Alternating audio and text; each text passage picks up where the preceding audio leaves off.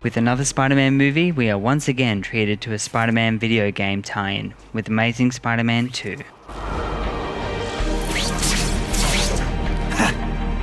What we are given with the Amazing Spider-Man 2 game is a sloppy game that feels like the developers aren't even trying to hide the fact that the only reason for this game being made is to cash in on the recent release of the movie. And of course the Daily Bugle never gets pictures of me winning like this.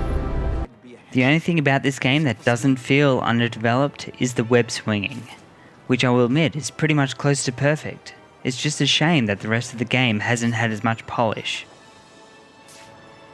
Another good thing about the web swinging is that you won't be spending much time on the ground to see the repetitiveness of character models and vehicles. The developers really took advantage of the fact that Spider-Man takes place in New York City with the overabundance of taxis driving around. The graphics look terrible, and besides some fine details to Spider-Man's costumes, the game looks like it was made 5 to 10 years ago. The character models are bland and look next to nothing like their movie counterparts.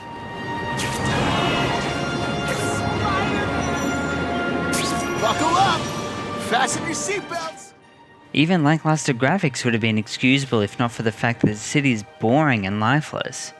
It tries to make you feel the need to actually do things in the game world with its heroic menace system, which more accurately forces you to beat up criminals or save people from burning buildings, or else you get gunned down by the private law enforcement agency. This wouldn't be so bad if it wasn't so repetitive, in turn making it more of a frustrating task. I found myself doing the minimal amount of heroic acts needed just to be able to make it from the next mission without being gunned down from point A to point B. Then there is the combat, which is pretty much beyond basic. Even taking into account that this game is trying to reach a broader audience age-wise, it is purely nothing more than button mashing. The combo system is pretty much pointless, needing very little skill or timing to be able to defeat the very few different enemy types. The combat animations are very well stylized and nicely animated, although the camera can leave a lot to be desired when it comes to framing the action.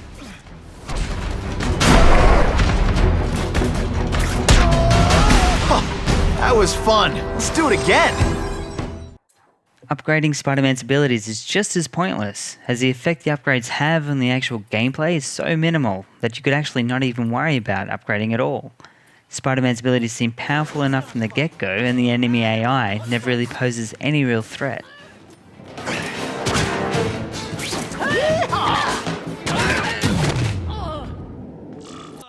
The story, while not directly taken from the movie, does share some of the same elements from it.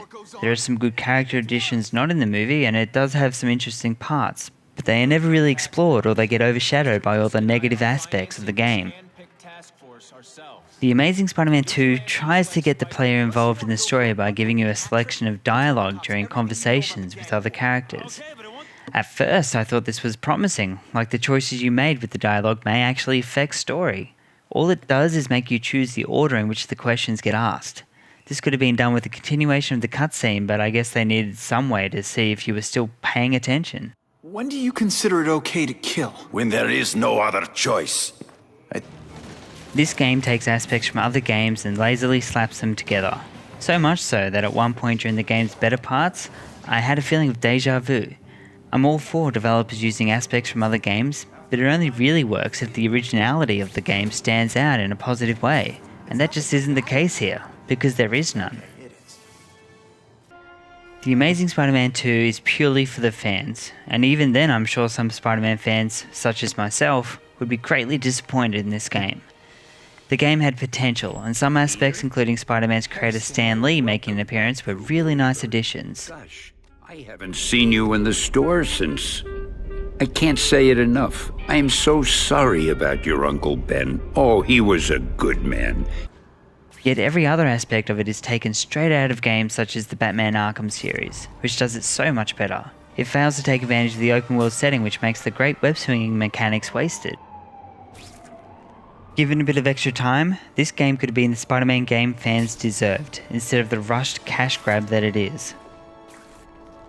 If you could find this game in a bargain bin, I would recommend it for a few hours of web swinging and button mashing fun. The Amazing Spider-Man 2 deserves nothing more than a 4.5 out of 10.